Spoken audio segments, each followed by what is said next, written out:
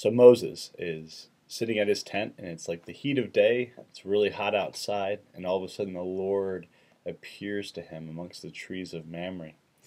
And immediately Abraham leaves what he's doing. He goes over to these three men who are coming to him, and he bows down low.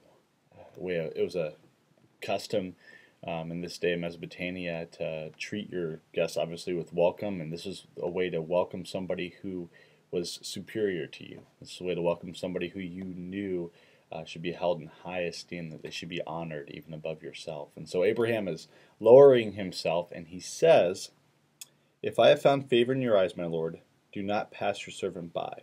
Let a little water be brought, and then you may also wash your feet and rest under this tree. Let me get you something to eat so you can be refreshed, and then go on your way, now that you have come to your servant." And it's interesting that this passage says that the Lord appeared to him. And I've read several commentaries on who these three men were, and most of the commentaries I've read have described one of the three men as God in human form, and the other two men as angels, who are in human form, and who are going to go onto the city of Sodom later on in this story. And so here we have God in human form talking to Abraham, and Jesus actually alludes to something in John chapter 8 where he talks about having met Abraham, and the people who he's telling this are like, "Well, you're not even 50 years old. How could you have met Abraham?" And Jesus says, "Well, I've been around since the beginning.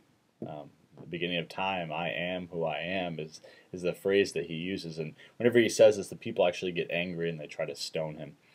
But nonetheless, here we have God appearing before Abraham. And Abraham's immediate reaction is to make the point that this God is superior, that our God is above us, and that we need to do everything we can to serve him. It's not how can God serve us, it's how can we serve our God and King.